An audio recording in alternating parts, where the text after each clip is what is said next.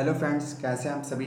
आज के इस वीडियो में हम बात करने वाले हैं complete SEO course for beginner, जो कि रहने वाला है बेसिक्स टू एडवांस तक। इसी के साथ आज के हमारे इस एसईओ कोर्स का यह पहला वीडियो रहने वाला है।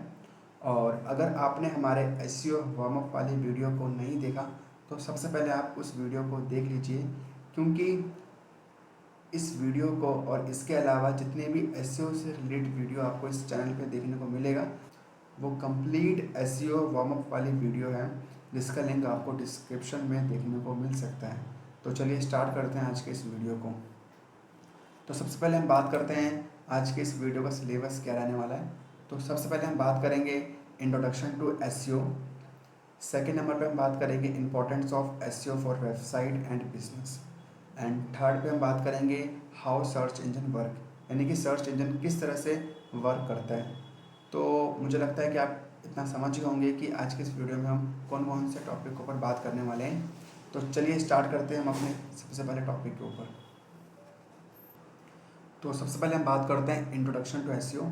SEO stands for search engine optimisation. It is the process of improving a website so that it ranks higher in search engine like Google, Bing और Yahoo. The goal is to get the goal is to get more organic free traffic from search engine. यानी कि SEO क्या है? SEO एक तरीके का एक ऐसा प्रोसेस है जिसमें कि हम अपनी वेबसाइट की रैंकिंग गूगल के सर्च इंजन पे करवाते हैं, वो भी फ्री में। मैं आपको एक एग्जांपल से समझाता हूँ। मान के चलिए कि आपका एक बिजनेस है जो कि पिज़्ज़ा से रिलेटेड है। अगर आप चाहते हैं कि कोई भी सर्च करे बेस्ट पिज़्ज़ा नियर मी, तो उस समय आपकी वेबसाइट शो हो, तो उस केस में आपको अपनी वेबसाइट के लिए एसईओ करवाना होगा। अगर आपकी वेबसाइट का अगर एसईओ हुआ होगा, कोई भी सर्च करता है बेस्ट पिज़्ज़ा नियर मी, तो उस समय आपकी जो वेबसाइट है यूज़र को टॉप पे रैंक देखने को मिले। हम एक एग्जांपल से समझते हैं। मान के चलिए कि आपका एक शॉप है पिज़्ज़ा से रिलेटेड, ठीक है, और आप चाहते हैं कि कोई भी सर्च करे best pizza shop near me, तो उस समय आपकी जो वेबसाइट है वो गूगल के सर्च इंजन पर रैंक करे। तो उसके लिए आपको अपनी वेबसाइट के लिए एसईओ करवाना होगा। अगर आपने अपनी वेबसाइट के लिए एसईओ करवाया है और वो गूगल के सर्च इंजन पर टॉप पे रैंक करती है, तो एक तरीके का वो एक गुड एसईओ में काउंट होगा, ठीक है। इसी को हम कहते हैं एसईओ। मुझे लगता है कि आप समझ गए होंगे कि एसईओ होता क्या है। अब हम बात करते हैं अपने दूसरे टॉपिक ऊपर, जो कि रहने वाला है importance of SEO for website and business. तो इसके अंदर आपको देखने को मिल सकता है सबसे पहले मोर ट्रैफिक, यानी कि अगर आप एसईओ करते हैं तो आपकी वेबसाइट के ऊपर ज़्यादा से ज़्यादा ट्रैफिक आ सकता है, ठीक है। Higher ranking is equal to more visitor. जब मोर विजिटर आएंगे तो आपके जो वेबसाइट है उसके ऊपर मोर पोटेंशियल कस्टमर बनेंगे, ठीक है। अब हम सेकंड टॉपिक के ऊपर बात करते हैं, जो कि build trust ability. People trust website that appear on top of search result. अगर आपकी वेबसाइट कैसे होता है तो आपकी जो वेबसाइट का जो ट्रस्ट गूगल की नज़रों में बन पाएगा, ठीक है, जिससे कि आपकी वेबसाइट के ऊपर ज़्यादा से ज़्यादा ट्रैफिक आ पाएगा। और थर्ड टॉपिक पर हम बात करते हैं, जो कि कॉस्ट इफेक्टिव मार्केटिंग। एसईओ तरीके से मैं आपको बता दूं जो कि फ्री रहने वाला है। केवल आपको टूल्स वगैरह में आपको पैसा खर्च करना होगा, वैसे तो एसईओ फ्री है। शायद आपको कोई ज़रूरत नहीं है कि आप एड्स में पैसा स्पेंड करो, ठीक, क्योंकि अगर आप एसईओ करते हो तो आपको फ्री ट्रैफिक देखने को मिल सकता है। और फोर्थ पॉइंट है इसके अंदर बेटर यूज़र एक्सपीरियंस। अगर आप एसईओ कर रहे हो तो आपकी वेबसाइट का बहुत सारी चीज़ें जो रहती हैं वो इम्प्रूव हो जाती हैं, जैसे कि आपकी जो वेबसाइट की जो स्पीड है वो भी इम्प्रूव हो जाएगी। इसी के साथ वेबसाइट का जो स्ट्रक्चर है वो भी हो जाएगा और ज़्यादा से ज़्यादा आपकी वेबसाइट के ऊपर ट्रैफिक भी आएगा। हम एक एग्जांपल समझते हैं। मान के चलिए कि आपकी एक शॉप है जो कि गली के अंदर है और उस पर कोई भी कस्टमर नहीं आता।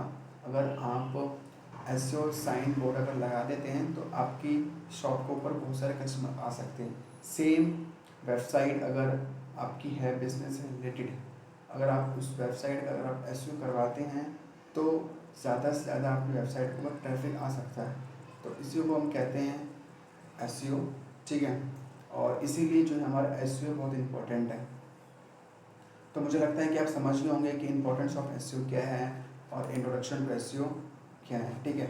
अब हम बात करते हैं अपने तीसरे टॉपिक के बारे में, जो कि रहने वाला है how search engine work. Search engine किस तरह से वर्क करता है।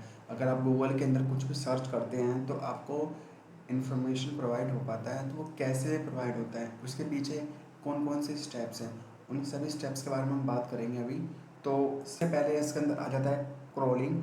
क्रॉलिंग का मतलब होता है कि सर्च इंजन यूज बोट्स और spider to scan the web. यानी कि गूगल के ऊपर ना बहुत सारा डेटा है, ठीक है, उस डेटा को रीड करने के लिए, पढ़ने के लिए किसी ना किसी को तो होना चाहिए। तो उस केस में गूगल का रोबोट और जो गूगल का बोट या स्पाइडर होता है उस डेटा को, उस इंफॉर्मेशन को वो रीड करता है, और रीड करने के बाद वो गूगल के डेटाबेस के अंदर उसको भेज देता है। Indexing, after crawling search engine store information about your page in their database called an index. यानी कि जो स्पाइडर होता है उस इंफॉर्मेशन को जो रीड करता है, रीड करने के बाद वो गूगल के डेटाबेस के अंदर भेज देता है। तो उसके बाद वो जो डेटा होता है वो इंडेक्स होता है। जब इंडेक्स हो जाता है तो उसके बाद अगर कोई भी रिलेवेंट, अगर कुछ भी कीवर्ड सर्च करता है उस डेटाबेस के अकॉर्डिंग, जो जो उस डेटाबेस के अंदर जो इन्फॉर्मेशन सेव है, तो यूज़र को वो इन्फॉर्मेशन प्रोवाइड हो जाता है। तो उससे वो कहते हैं हम रैंकिंग।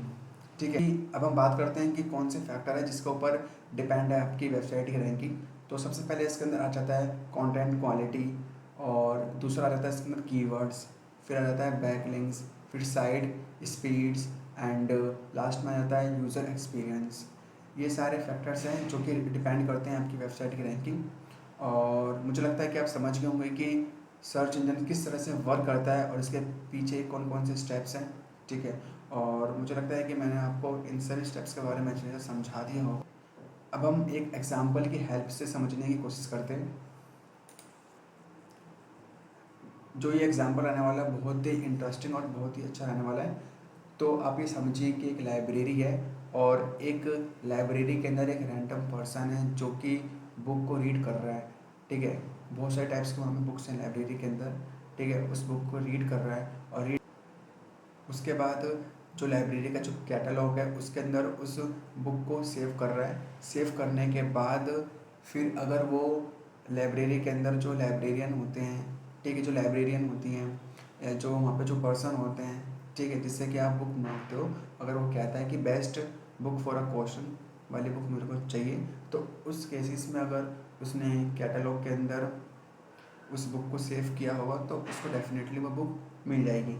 सेम सेम एसईओ के लिए भी होता है। मान के चलिए कि आपकी वेबसाइट है, उस वेबसाइट के अंदर पेजेस हैं, और उस पेज को गूगल का क्रॉलर, गूगल का जो स्पाइडर है उसको रीड कर रहा है, और रीड करने के बाद वो गूगल के डेटाबेस के अंदर वो सेव कर देगा।